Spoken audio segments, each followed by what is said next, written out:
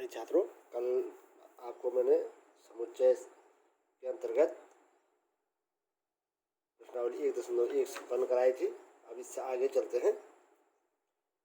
इससे आगे मैंने बताया था आपको कि अब हम अध्ययन करेंगे कि समुच्चय कितने प्रकार के होते हैं, इनका वर्गीकरण कैसे होता है, कैसे कैसे इनको परिभाषित किया जाता है, और तब आगे चल करके इन समुच्चयों के गुणधर्मों का प्रयोग करके हम समुच्चय संबंधित एक्सरसाइजेज को हल करेंगे। तो समुच्चयों के प्रकार के अंतर्गत सबसे पहला समुच्चय आता है रिक्त समुच्चय।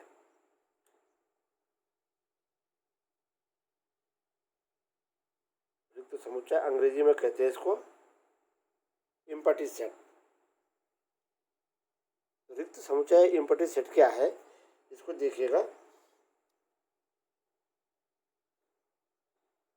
एम्प्टी माने खाली। खाली कैसा? तुम जानते हो कि किसी भी समुच्चय का जो मूलभूत चीज है वो है उसका अवयव।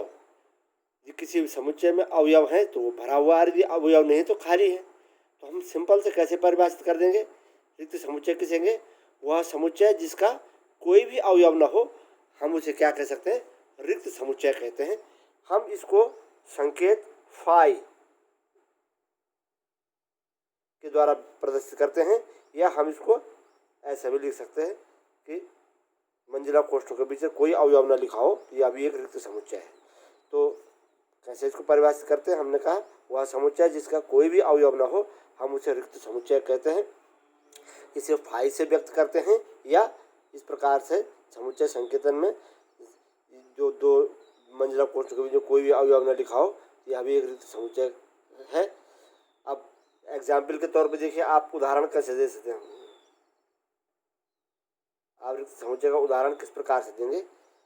देखिए, आपने कहा माना कोई समुच्चय ये बराबर है एक्स सजेट एक्स एक प्राकृतिक संख्या है तथा एक्स लाइज बिटवीन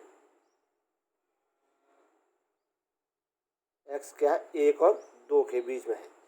तो आप देख रहे हैं 1 और 2 प्राकृतिक संख्याएं हैं, लेकिन 1 और 2 के बीच में जो संख्या होगी वह एक क्या होगी? वो एक फ्रैक्शन होगा, भिन्न होगा, वो एक प्राकृतिक संख्या नहीं होगी। इसके मतलब ये बराबर क्या होगा? फाई।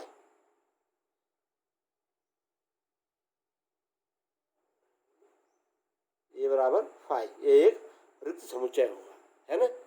ऐसे ही आप कह सकते हैं, कोई दूसरा एग्जाम्पल देखिए आप लोग। आपने कहा एक्स बराबर x such that x x belongs to ए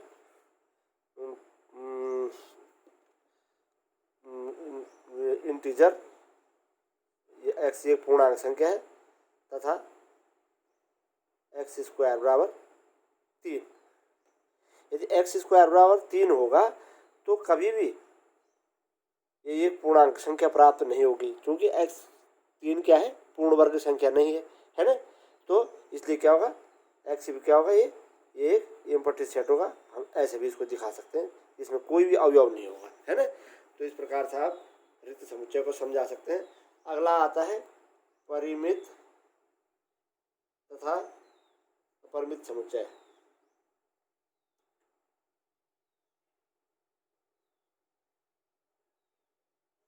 परिमित और अपरिमित समुच्चय अंग्रेजी में कहते हैं फाइनाइट और इनफाइनाइट सेट।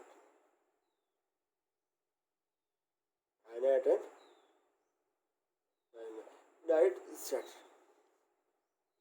परिमित और अपरिमित, फाइनाइट और इनफाइनाइट, उसके शब्द से स्पष्ट है। परिमित का मतलब है जिसकी एक निश्चित संख्या हो, अपरिमित माने जिसमें संख्या अनिश्चित हो। अनिश्चित क्या चीज़ की हो? तुम जानते हो, समुच्चय का जो मूलभूत तत्व है वो है उसका अवयव।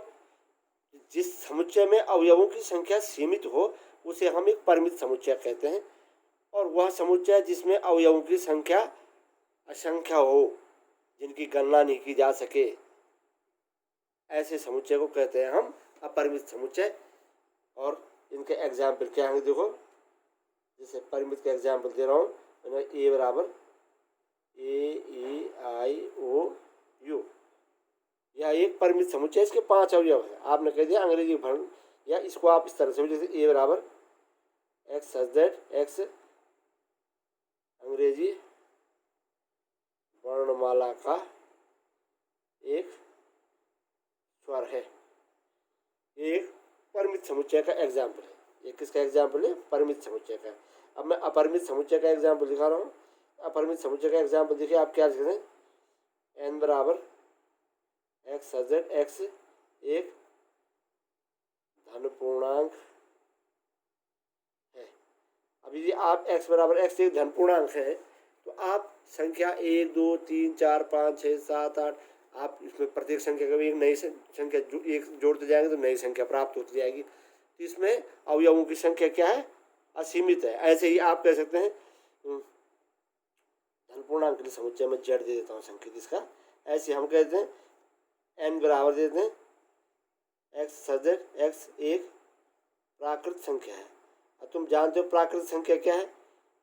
संख्या एक के बाद आप जो भी ऊपर की ओर जितनी भी संख्या आप होती आती जाएंगी वही सब प्राकृतिक संख्या है। किसी भी संख्या में एक अंक जोड़िए फिर तो आपको अगली प्राकृतिक संख्या मिल जाएगी। तो इस प्रकार से इनका समुच्चय भी क्या है? इसमें अवयवों की संख्या असीमित है। ऐसी धन पूर्णांकों का समुच्चय हो गया, ऋण पूर्णांकों का समुच्चय हो गया, पूर्णांकों का समुच्चय हो गया, प्राकृतिक संख्याओं का समुच्चय हो गया, परमीय संख्याओं का समुच्चय हो गया।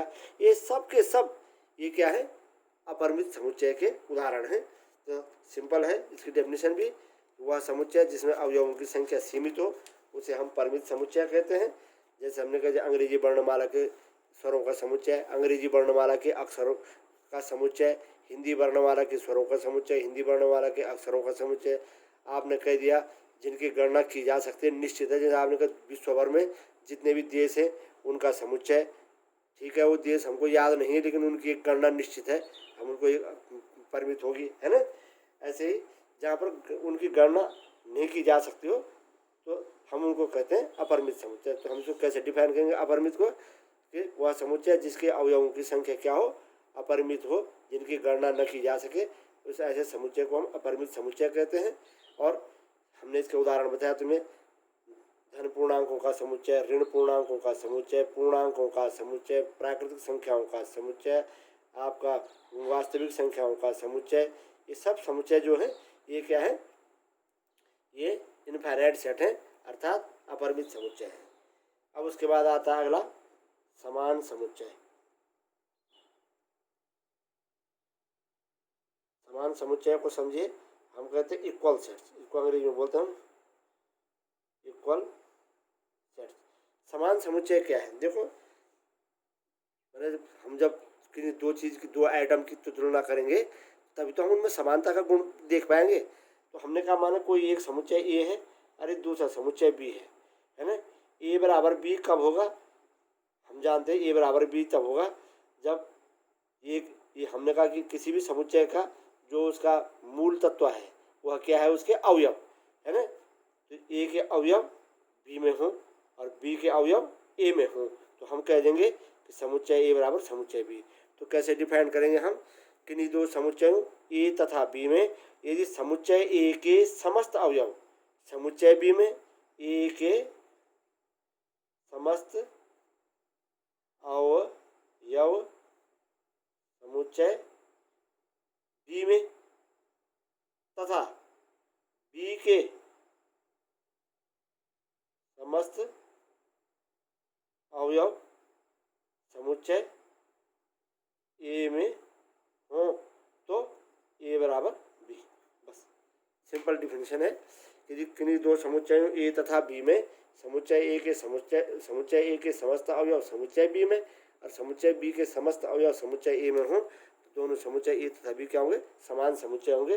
जैसे मैं एग्जाम्पल लिख देता हूँ, मैंने कोई समुच्चय ए बराबर तुमको दे दिया ए बी सी और समुच्चय बी बराबर दे गया बी ए सी, तो ए बराबर बी, क्योंकि समुच्चय ए का अवयव ए समुच्चय बी में भी है, समुच्चय बी का अवयव बी समुच्चय बी में भी है, समुच्चय ए का अवयव सी समुच्चय बी में भी है। ए बराबर क्या होगा? बी। परंतु यदि माना कहीं पर ऐसा हो ए बराबर ए बी सी डी और बी बराबर कोई अवयव समुच्चय हो तुम्हारे पास A B C does not equal to B. क्यों? क्योंकि समुच्चय ए का बी का अवयव जो है ना, B E belongs to B, परंतु E does not belongs to A. जब देख रहे होंगे समुच्चय बी का अवयव ई जो है समुच्चय बी में जो है परंतु समुच्चय ए में नहीं है, इसलिए ए बराबर बी नहीं होगा। ऐसी यदि माना समुच्चय ए का कोई अवयव बी में न हो तब भी यही स्थिति होगी कि दोनों समान नहीं होंगे। दोनों समान तभी होंगे जब ए के सभी अवयव बी में हो और बी के सभी अवयव ए में हो, चाहे उनका क्रम कुछ भी हो। क्रम समुच्चय के अवयवों के क्रम से समुच्चय के पर कोई प्रभाव नहीं पड़ता है। वे अवयव आगे पीछे हो सकते हैं, लेकिन समस्त अवयव ए के बी में तथा बी के ए में प्राप्त होने चाहिए, तो वे दोनों समान समुच्चय कहलाएंगे।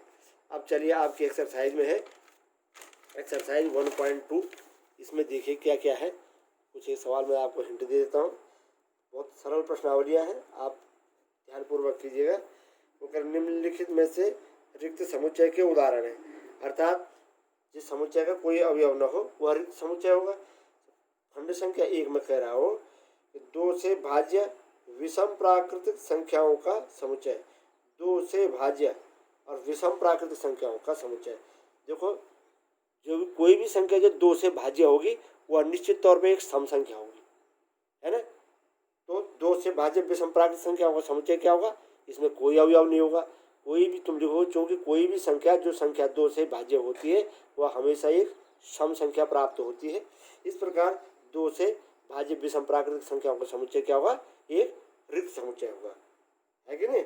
अच्छा, सम अभाज्य संख्याओं का समुच्चय। अब यहाँ पर जरा ध्यान देना, सम अभाज्य संख्या, अभाज्य संख्या किसे कहते हैं? हम कहते हैं वे संख्याएं जिनमें स्वयं क्या और